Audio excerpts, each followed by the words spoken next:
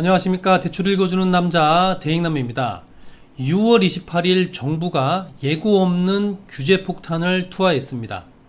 이재명 정부 첫 부동산 대책인데요. 핵심은 수도권 규제지역 주택담보대출을 단숨에 6억 원으로 잘라버린 겁니다. 집값은 가파르게 오르고 가계부채는 눈덩이처럼 불어나자 정부는 대출 제한으로 불을 끄겠다는 계산을 내놨지만 유예기간 없이 바로 시행되면서 시장은 이미 패닉에 빠졌습니다. 내 집 마련을 꿈꾸던 실수요자부터 투자 계획을 세웠던 분들까지 모두가 당장 플랜 B를 찾아야 하는 초비상 상황이죠.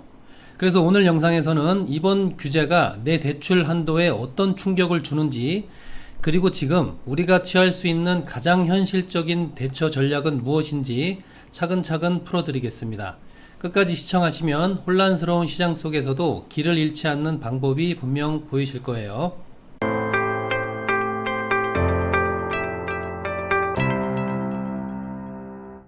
일단 이재명 정부의 첫 부동산 대책은 6월 28일부터 적용이 되기 시작했고요. 영상이 업로드되는 시점은 지금 규제 정책이 이미 진행되고 있어요. 갑자기 대출 규제가 시작되면서 주택 구입 예정에 있던 분들이 많이 걱정을 하실 텐데요. 6억 원 이상 대출이 필요하신 분들, 신혼부부, 특히 신생아 특례, 전세대출 받으려고 하셨던 분들은 이번 영상 끝까지 보셔서 불이익이 없도록 하시기 바랍니다. 자, 먼저 이미 시행되고 있는 이재명 정부 첫 부동산 정책 내용을 한번 살펴볼게요. 가장 큰 변화는 주담대 대출 한도를 6억 원으로 제한하는 것이고요. 6억 원까지 누구나 해주는 것은 또 아닙니다. 소득이나 주택 가격 등에 따라서 차등적으로 대출이 되는 거고요. 최대 6억 원까지만 대출이 된다는 것이죠. 보통 연소득이 1억 원 정도가 되면 6억 원까지 주담대가 가능하거든요. 그런데 이보다 더 소득이 높아서 더 많이 대출을 받으려는 분들, 6억 원 이상 대출이 되지 않는다는 겁니다. 연봉이 2억 원인 사람은 대출 한도가 약 14억 원까지 나왔었거든요. 대출이 하나도 없다라는 전제하에. 그런데 6억 원으로 대출 한도를 줄이면 연봉이 1억 이상인 분들은 대출 한도가 확 줄어들게 되죠. 만약 20억 원짜리 아파트를 사려고 한다고 가정을 해봅시다. 그러면 6억 원 대출, 그러니까 14억 원을 오로지 내 현금으로 마련을 해야 된다는 얘기입니다. 자, 그 다음 알아야 하는 것이 바로 정책대출, 정책모기지 한도 조정인데요. 정책대출은 디딤돌, 버팀목 대출을 말하는 거고요. 생애 첫 주택, 신혼부부 대출, 신생아 특례, 다 이 정책 대출을 말하는 건데요. 정책 대출 이 한도가 줄어들었습니다. 디딤돌 먼저 말씀을 드려보면 원래 이 대출은 전국 2억 5천만 원까지 대출이 됐었는데, 그런데 이제는 2억 원까지밖에 안 됩니다. 수도권만 줄어드는 게 아니고 전국 모두 다 줄어듭니다. 신혼부부 디딤돌도 4억 원에서 3억 2천만 원으로 약 8천만 원가량이 줄어들었고요. 신생아 특례 같은 경우는 5억 원에서 무려 1억 원이나 감소를 해서 4억 원까지밖에 대출이 안 됩니다. 생애 첫 주택 대상자는 3억 원에서 2억 4천만 원으로 약 6천만 원 정도 줄어들었고요. 지금 만약에 결혼을 준비하면서 집을 구하고 계시거나 신생아 특례 대출로 이사를 가려고 이제 계획하셨던 분들 같은 경우는 이 조정된 대출 한도를 잘 알아봐야 됩니다. 만약에 신혼집이 5억 원이라고 한다면 디딤돌 대출로 3억 2천만 원 밖에 대출이 안 되기 때문에 1억 8천만 원 정도 현금을 가지고 있어야 되죠. 버팀목 전세 대출도 한도가 줄어들었습니다. 전세집 알아보시는 분들도 타격이 불가피한 걸로 보이는데요. 먼저 일반 버팀목 전세는 수도권 1억 2천만 원, 지방 8천만 원이었던 것을 그대로 유지합니다. 다만 신혼부부, 신생아 특례의 경우에는 버팀목 전세도 줄어들게 돼요. 신혼부부인 경우에 수도권에서 3억 원 전세 대출이 나왔던 것이 이제 2억 5천만 원 밖에 안 나오고요. 지방은 2억 원이었던 것이 1억 6천만 원으로 감소합니다. 신생아 특례 전세 대출의 경우에도 전국 3억 원이었던 것이 대출 한도가 2억 4천만 원으로 줄어들고요. 결국에는 버팀목 전세 대출도 알아보시는 분들은 이 전세 한도를 좀 낮춰서 알아봐야 되는 상황입니다. 적게는 4천만 원, 많게는 6천만 원까지 대출 한도가 줄어들었기 때문에 비싼 전세에 들어가기는 좀 어렵게 될 것으로 보입니다.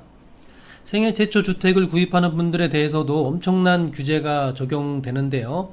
LTV가 크게 감소했습니다. 수도권과 규제 지역은 LTV가 80%에서 70%까지 감소를 하고, 무슨 말이냐면 아파트 값의 70%까지만 대출을 해준다는 얘기예요. 내가 5억 원짜리 집을 산다면 원래는 4억 원까지 대출이 됐었는데, 근데 이번 규제로 생애 첫 주택이라고 하더라도 3억 5천만 원까지만 대출이 나오게 됩니다. 사실 집값이 비싸기 때문에 10%만 LTV가 줄어들어도 타격이 굉장히 크거든요. 생애 첫 주택 구입하시려는 분들, 수도권 규제 지역이라면 LTV 계산을 잘 해야 됩니다. 생애 첫 주택인 경우에 전입 의무도 새롭게 신설이 되었죠. 기존에는 전입 의무가 없었거든요. 그런데 6개월 이내에 전입을 무조건 해야 됩니다.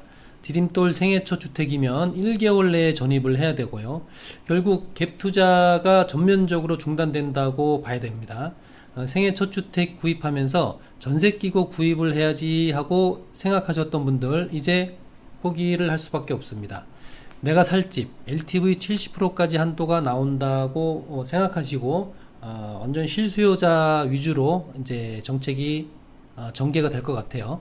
그리고 이미 주택이 있으신 분들도 있으시죠. 집이 있지만 추가로 주택을 구입하려고 하시는 분들도 분명히 있습니다. 주택이 한 채 이상이신 분들은 이제 주담대가 아예 불가능합니다. 규제지역, 비규제지역 모두 마찬가지고요. 실거주 하는 게 아니라 추가로 주택을 구입하려고 하는 분들은 더 이상 주담대가 불가능합니다. 아예 대출 한도가 빵입니다. 빵. 현금으로만 주택을 구입하실 수 있게 됐고요. 1주택자 중에서도 처분하고 새로 사려는 분들 계시죠. 이런 분들은 6개월 이내에 기존 주택을 처분한다는 조건으로 주담대를 받으실 수가 있는데요.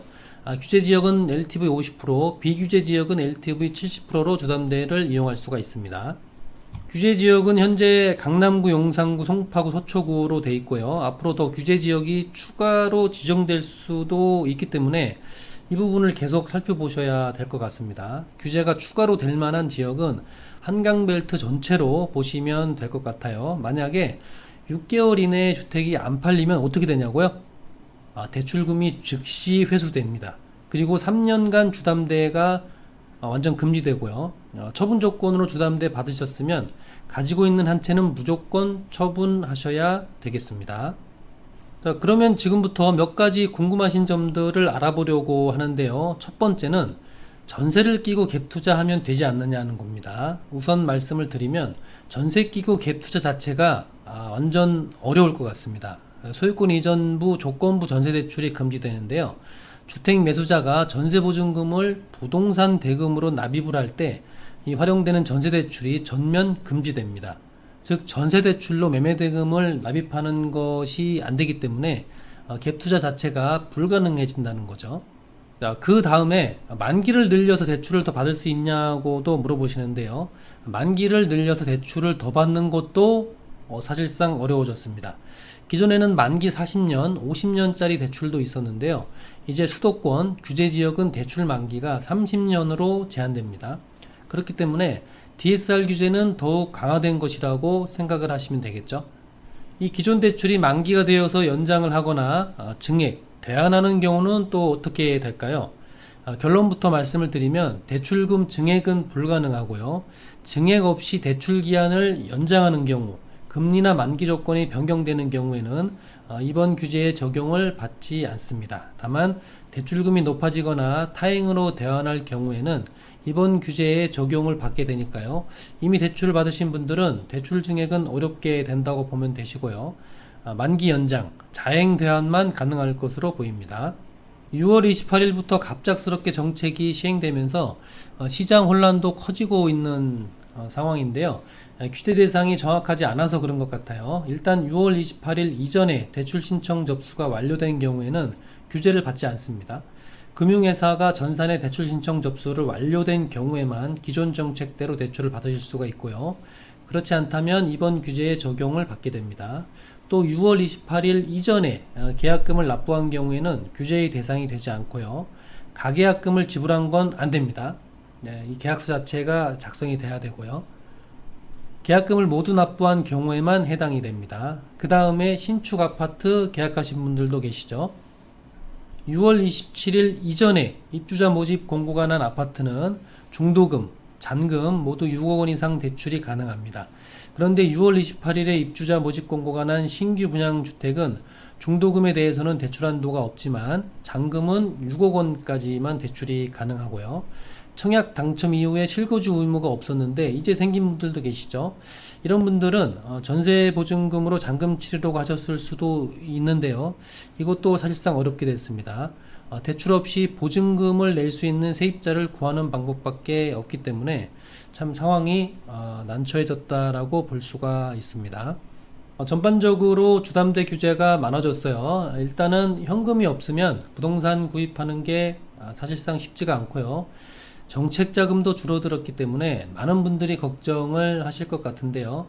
하필 은행권에서도 전산 작업을 시작하면서 당분간은 비대면 대출이 중단되는 초유의 사태가 벌어지고 있습니다. 중요한 건 앞으로 이재명 정부가 부동산 규제를 더 심화할 것으로 보인다는 점인데요. 가계부채가 증가하고 이 부동산 가격이 상승하기 때문에 지금보다 더 많은 규제가 생길 수도 있을 것 같습니다. 최근에 주택 구입을 계획하고 계신 분들은 조금 빠르게 움직이실 필요가 있을 것 같아요. 이번 규제로 인해서 실수요자들의 주택 구입이 더 어려워졌다는 말도 나오는 상황인데요. 이재명 정부는 어쩔 수 없다는 입장을 표명을 했죠. 실수요자 상실감이 있을 수도 있지만 이 고리를 끊는 것이 주택시장 안정화에 도움이 된다고 보는 것 같습니다. 주택 구입 앞두고 많은 분들이 혼란스러우실 것 같은데요. 여러 경우의 수가 많다 보니 일일이 다 설명을 드리기는 좀 어렵고 대표적인 내용들을 이제 설명을 드렸습니다. 더 궁금하신 내용, 더 다양한 상황에 놓인 분들은 카카오톡 문의를 주시면 친절하게 안내를 드리도록 하겠습니다.